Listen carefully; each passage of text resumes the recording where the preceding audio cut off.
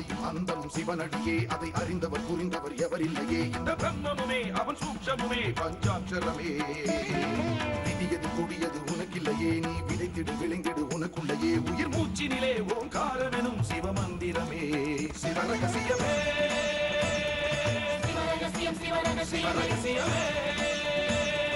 சிவரகசியம் சிவரகசியமே. ஆதியும் அந்தமும் சிவனடியே, அதை அறிந்தவர் புரிந்தவர் எவரில்லையே. இந்த பிரம்மமுமே அவன் சூக்ஷமுமே பஞ்சாட்சரமே. விதியது கொடியது உனக்கில்லையே, நீ விதைத்திடு விளைந்திடு உனக்குள்ளையே. உயிர் மூச்சினிலே ஓங்காரமெனும் சிவமந்திரமே. சிவரகசியமே சிவரகசியம் சிவரகசியமே சிவரகசியம் சிவரகசியமே.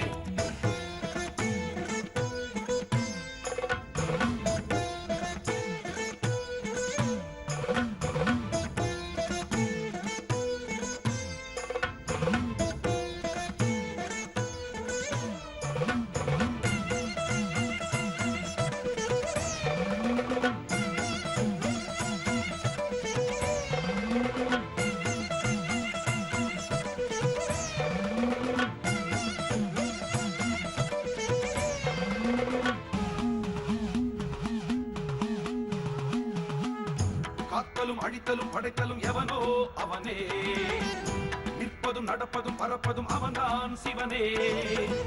சித்தர்கள் மொத்தமும் யுத்தமா ஏற்றிடும் தவமே. சித்தர்கள் சித்தமும் கலங்கிட மாற்றிடும் சிவமே. பூமி காத்தான் பட்டியை காத்திடும் ரசமணி ஈசன் இவனே. வழிபடும் மக்கள் வாழ்வினில் அறம்பட ஒளிபட வாழ்ந்திடும் சிவனே. அம்பை உடுக்கை உருட்டும் சத்தம் பெறுவான், ருத்ரன் கொண்டு வெகுண்டு காக்க வருவான். கங்கை கொண்டு சூலம் ஏந்தும் இவர் அபிராமி கொண்ட உலகம் போற்றும் சிவனே. ஓம் நம சிவாய. ஆதியும் அந்தமும் சிவனடியே, அதை அறிந்தவர் புரிந்தவர் எவரில்லையே. இந்த பிரம்மமுமே அவன் சூக்ஷமுமே பஞ்சாட்சரமே. விதியது கொடியது உனக்கில்லையே, நீ விதைத்திடு விளைந்திடு உனக்குள்ளையே. உயிர் மூச்சினிலே ஓங்காரமெனும் சிவமந்திரமே. சிவரகசியமே சிவரகசியம் சிவரகசியமே சிவரகசியம் சிவரகசியமே.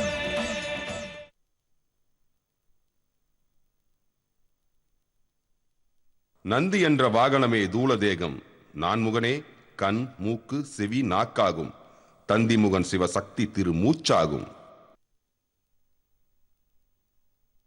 நிம்மதியா குடிக்க கூட விட மாட்டாங்களே சார். யார் வந்திருக்காங்கன்னு பார்த்துட்டு வந்துடுறேன் சார். இதோ வந்துடுறேன் சார்.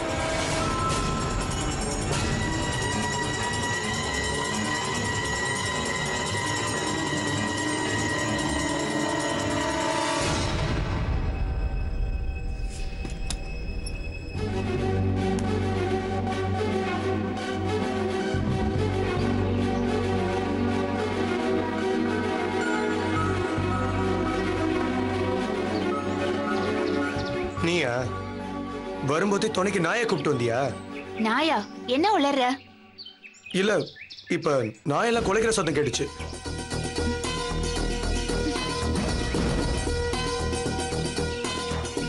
குடிச்சிருக்கியா? ஹே, சத்தம் போடாத. உனக்கு கொஞ்சமாவது அறிவு இருக்கா? வந்தவங்க கூட நீயும் சேர்ந்துக்கிட்டு நம்ம ஊரை பத்தி உனக்கு தெரியாது? உன்ன வீட்டுக்கு வா, அப்பா கிட்ட சொல்றேன். ஹே,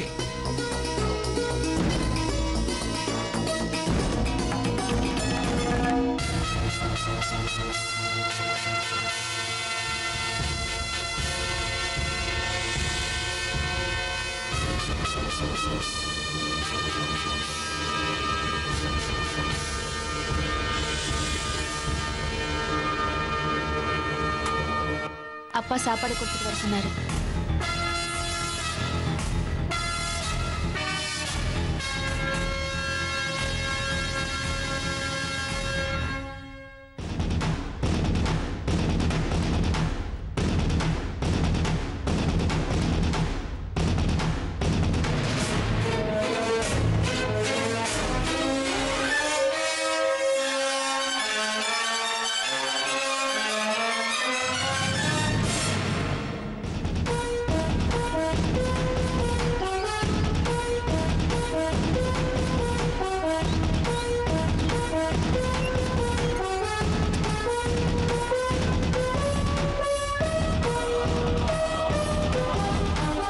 நான் ஏதோ பைரவ சித்தர்னு பயந்துட்டேன் சார்.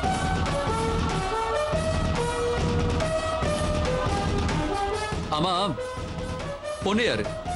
சூப்பரா இருக்கா? ம், சார் அவ என் தங்கச்சி சார். பேரு ரஞ்சனி. உங்ககிட்ட கூட அன்னைக்கு போன்ல பேசினாலே. ஓ, ஸ்வீட் நேம் ரஞ்சனி. ம், என்ன சார்? ஓ, நதிங் நதிங் ஓ நதிங்.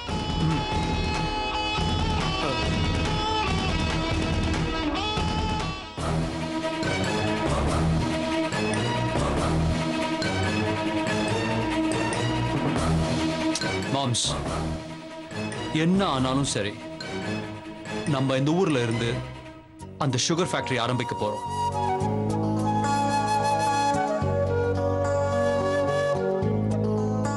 Cheers.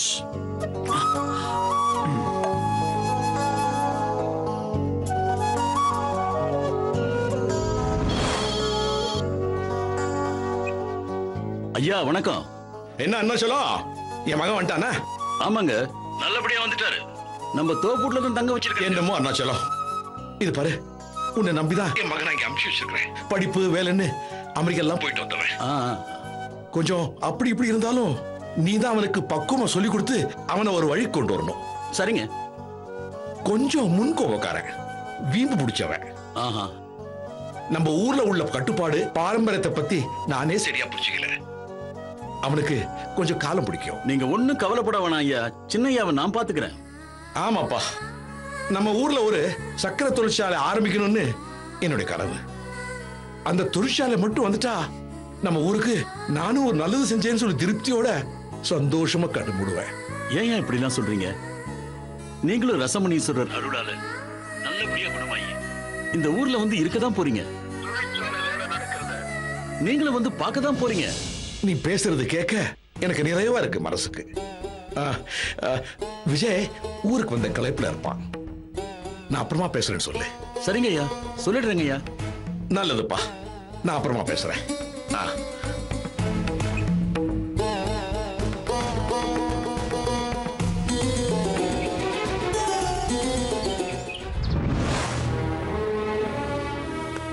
சார், உங்களை பார்க்கறதுக்கு ஜோதிடர் ஆறுமுகன் ஒருத்தர் வந்திருக்காரு. ஏதோ ஒரு முக்கியமான விஷயம் பேசணுமா, உங்களை பார்க்க முடியுமான்னு கேட்க சொன்னார் சார். ஜோசியர் ஆறுமுகமா? வர சொல்லு. Okay sir.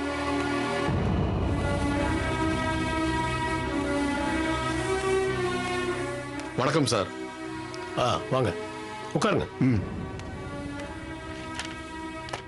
சொல்லுங்க. நான் ஜோதிடர் ஆறுமுகம். நான் ஜோதிடத்தை கத்துக்கிட்டு அதுல பல ஆராய்ச்சிகள் பண்ணிட்டு இருக்கேன். ஆராய்ச்சிகள் பண்றதுன்னு சொல்றதை விட ஒரு மாணவனா இன்னும் நிறைய கத்துக்கிட்டு இருக்கேன். சரி, இங்க எதுக்காக வந்திருக்கீங்க தெரிஞ்சுக்கலாமா? என்னோட ஆராய்ச்சிக்காக உங்ககிட்ட ஒரு உதவி கேட்கலான்னு வந்திருக்கேன். சொல்லுங்க, என்ன உதவி வேணும்? ஐயா, இந்த உலகத்துல பிறந்த எல்லாருக்கும் ஒரு நாள் சாக போறங்கிற விஷயம் நல்லாவே தெரியும். ஆனா அது எப்போது தெரிஞ்சிட்டா அந்த கவலையிலேயே அவனால நிம்மதியா வாழவே முடியாது. ஹலோ, ஏதோ உதவி கேட்க போறதா சொன்னீங்க? ஆமா சார். இங்க தூக்கு தண்டனை கைதியா இருக்கிற ராமண்ணா சார்பா ஜனாதிபதிக்கு கருணை மனு அனுப்பின விஷயம் தெரிஞ்சுதான் நான் இங்க வந்திருக்கேன். கருணை மனுவுக்கு எடுக்கிற முடிவு காலதாமதம் ஆகி போயிட்டு இருக்கு. தன்னோட முடிவு எப்படி இருக்குன்னு தெரியாம அந்த கைதி அனுதினமும் செத்து செத்து பழைக்க வேண்டியிருக்கு. அவரோட ஜாதகம் எனக்கு கிடைச்சா அதை கணிச்சு அவரோட ஆயுள் காலம் என்னன்னு என்னால சொல்ல முடியும் சார். ஓஹோ, அதாவது ஒரு கைதியை தூக்கு தண்டனையில இருந்து விடுதலை செஞ்சா கூட அவருடைய ஜாதகத்தை பார்த்து அவருடைய ஆயுள் காலம் என்னன்னு சொல்லிடுவீங்க, அப்படித்தானே? உங்களோட கேள்வி சரியானதுதான். ஒரு தூக்கு தண்டனை கைதியோட ஜாதகம் எனக்கு கிடைச்சா அவருடைய ஆயுள் காலம் என்னன்னு என்னால கணிச்சு துல்லியமா சொல்லிட முடியும். சொல்லி சட்டத்தை கேலி கூத்தாக்கவா? அப்படிலாம் இல்ல சார். உதவின்னு உங்ககிட்ட கேட்க வந்துட்டு நான் எல்லாம் மீற மாட்டேன். எல்லாம் மீறினா உங்களை பிடிச்சு உள்ள போட முடியும். இதெல்லாம் சரி வராது. அதோட ஒரு கைதியோட ஜாதகம் எல்லாம் எங்கிட்ட இருக்காதுன்னு உங்களுக்கு தெரியாது சார். ஒருத்தரோட கைரேகையை பார்த்து கூட அவரோட ஆயுள் காலம் என்னன்னு என்னால சொல்லிட முடியும். அப்படியெல்லாம் ஒரு கைதியை கொண்டு வந்து உங்க முன்னாடி நிறுத்த முடியாது. அதோட இந்த ஜோசியன் ஜாதகத்துல எனக்கு நம்பிக்கை கிடையாது. நம்பிக்கை இல்லைன்னா என் மேல நம்பிக்கை ஏற்படுத்த என்னால முடியும். வேணும்னா உங்க கையை காட்டுங்க, உங்களை பத்தின முழு விவரத்தையும் என்னால சொல்ல முடியும். அப்படி சரியா இருந்தா எனக்கு ஒரு வாய்ப்பு கொடுங்க. ஓ, வாய்ப்பு கொடுத்தா என்னுடைய முடிவு எப்போ எப்படின்னு சொல்லிடுவீங்களா நீங்க? இந்த பாருங்க, கடவுளை தீவிரமா நம்புறவனுக்கு இந்த ஜோசியம் ஜாதகத்துல எல்லாம் நம்பிக்கை வராது. எனக்கு இதுல எல்லாம் நம்பிக்கை இல்லை. நீங்க போலாம். ஐயா, எனக்கு நிறைய வேலை இருக்கு, நீங்க போகலாம்னு சொன்னேன். ஐயா, கைதி ராமண்ணா வீட்டுக்கு போய் அவரோட ஜாதகத்தை வாங்கி அவரோட ஆயுள் காலம் என்னன்னு கணிச்சு நான் உங்ககிட்ட வந்து சொல்லுவேன். நான் கணிச்சது சரியா இருந்து அது நடந்தா அப்போ நீங்க ஜோசியத்தை நம்புவீங்க இல்ல? என்ன ஜோதிடர்கள் மேலேயும் உங்களுக்கு நம்பிக்கை வரும். அப்போ நான் வரேன்.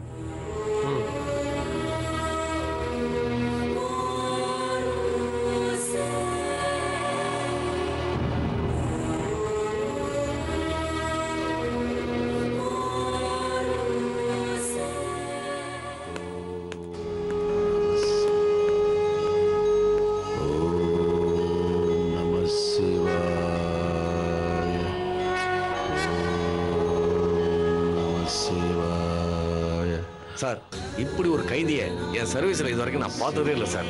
ஒரு அதிசயமான ஆளு சார். ஆமா, ஆனா நாம இவருக்கு இந்த மாதிரி இடம் கொடுத்து மற்ற கைதிகளும் பிரச்சனை பண்ண என்ன பண்றது? அப்படி யாரும் பிரச்சனை பண்ண மாதிரி தெரியல சார். அதுவும் இவரை பார்த்தா யாருக்குமே பயபக்தி தான் சார் வரும். இவர் தியானத்திலே இருக்கிறதும் சாப்பிடாம இருக்கிறதும் எது கேட்டாலும் பேசாம இருக்கிறதும் நம்மள ஏதாவது பிரச்சனையில கொண்டு விட்டுருமோன்னு கவலையா இருக்கு. நாம எதுவும் பேசினாதான் ரியாக்ட் பண்ண மாட்டேங்கிறாரு. ஆனா தினமும் இந்த நேரத்துல ஒரு காக்கா கத்துற சத்தம் கேக்குது சார். அப்ப மட்டும் திரும்பி மேல பாக்குறாரு சார். கண் கலங்கி அழுகுறாரு சார். அப்படியா? ஆமா சார், காக்கா சத்தம் கேக்குற நேரம் தான் சார் இது. இப்ப கூட கேட்கும் சார். ஓம் நம சிவாய. சார், காக்கா சத்தம் கேக்குது பாருங்க சார். ஓம் நம சிவாய.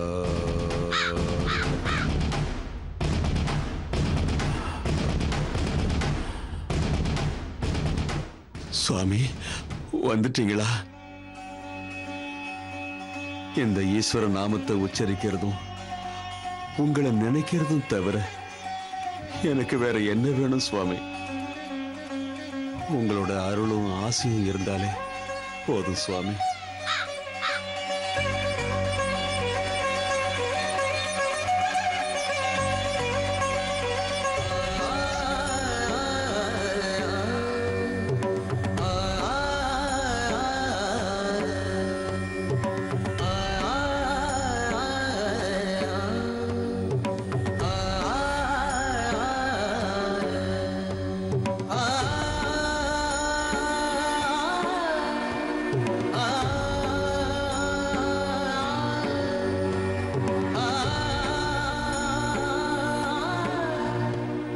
நன்றி சுவாமி, ரொம்ப நன்றி.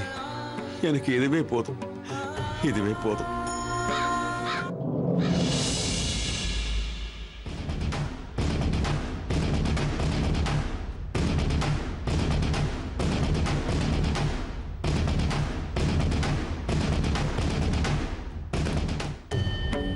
ஓம் நம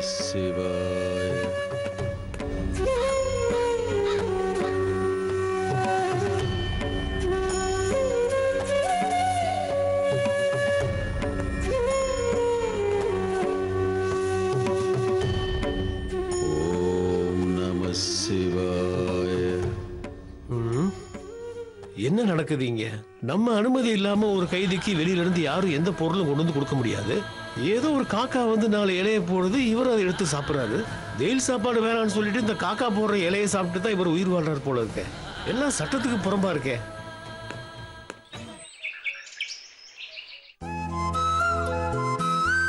பயத்தரடா ஆத்தர ஆ ஆ. மா, என்னப்பா? நான் வயல் வரைக்கும் போயிட்டு வந்துடுறேன். சரி கண்ணா. அம்மாடி பயத்தரடா. ஐயா, அம்மா, ஐயா, ஐயா,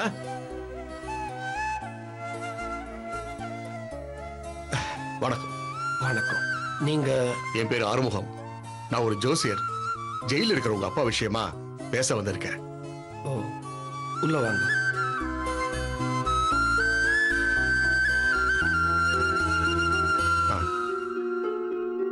உட்காருங்க சார்.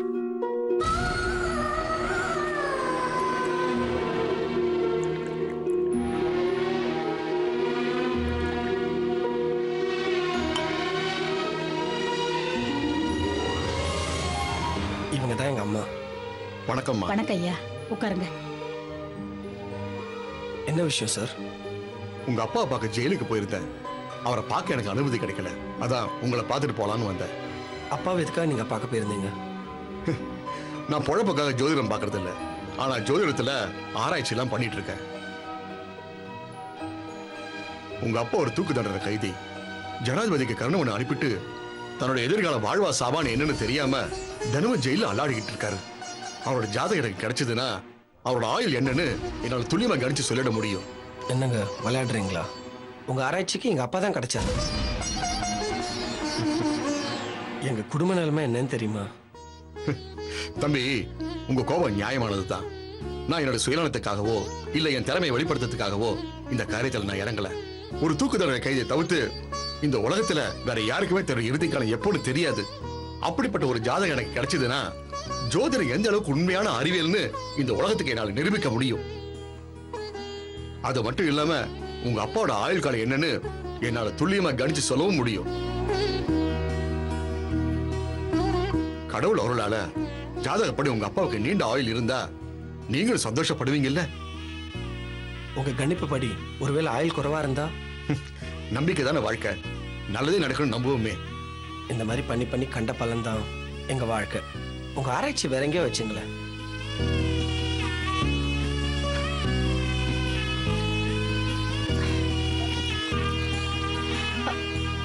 ஐயா கொஞ்சம் நில்லுங்க, அவரோட ஜாதகம் தர கொஞ்சம் பார்த்து. இப்ப என்னடா கெட்டு போயிடுச்சு? என்ன நீ தடுக்காத ஐயா, நீங்க கொஞ்சம் அதை பார்த்து சொல்லுங்க ஐயா.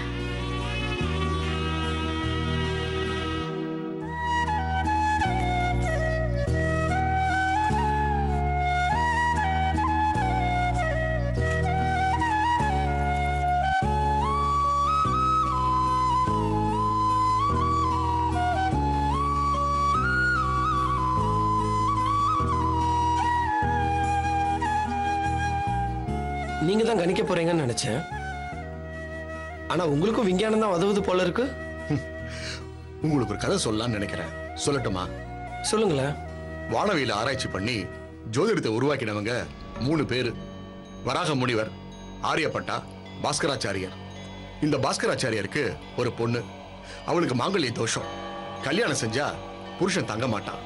அந்த தோஷத்தை போக்குறதுக்கு ஜோதிடத்துல வழி இருக்கான்னு பார்த்தாரு. ஜோதிடத்துல வழியும் இருந்தது. சர்வ கிரகங்களும் மங்களகரமா கூடுற நேரத்துல லக்னத்தை கணிச்சு அந்த நேரத்துல பொண்ணு கழுத்துல தாலி ஏறினா அவ வாழ்க்கை சிறக்குன்னு தெரிஞ்சது. ஆனா அந்த நேரத்தை எப்படி கணிக்கிறது? அந்த காலத்துல கடிகாரம் கிடையாது. நீர்க்கடிகை உதவியோட மகளோட முகூர்த்த நேரத்தை குறிச்சாரு. அதுல இருந்த ஒவ்வொரு கோடும் ஒரு லக்னம். 3வது கோட்டை தண்ணி தொடும்போது பொண்ணு கழுத்துல பையன் தாலி கட்டணும். அது என்னன்னு பொண்ணு நீர்க்கடிகையை எட்டி பார்த்தா. அப்போ அவ மூக்கத்தில் இருந்த கல்லு நீர்க்கடிகளை விழுந்து தொலைய பாதி அடைச்சிருச்சு. தண்ணி மெதுவா இறங்கினதுனால குறிச்ச நேரம் தவறாகி அவ விதிப்படி வாழ்க்கை அமைஞ்சிருச்சு. அந்த காலத்துல நேரத்தை குறிக்கிறதுக்கு கருவி சரியா இருந்திருந்தா ஜோசியம் ஜெயிச்சிருக்கும். கணிப்பு ஒரு ஜோசியருக்கு ரொம்ப முக்கியம். நூல் பிசகினாலும் எல்லாம் தப்பாயிடும். அதுக்குதான் இந்த கருவி எல்லாம். ஆனா இந்த கருவி எல்லாம் வெறும் கருவிதான். அதை சரியா பயன்படுத்தி கணிக்க வேண்டியது ஜோசியனோட திறமைதான். இந்தாங்க ஐயா பாருங்க.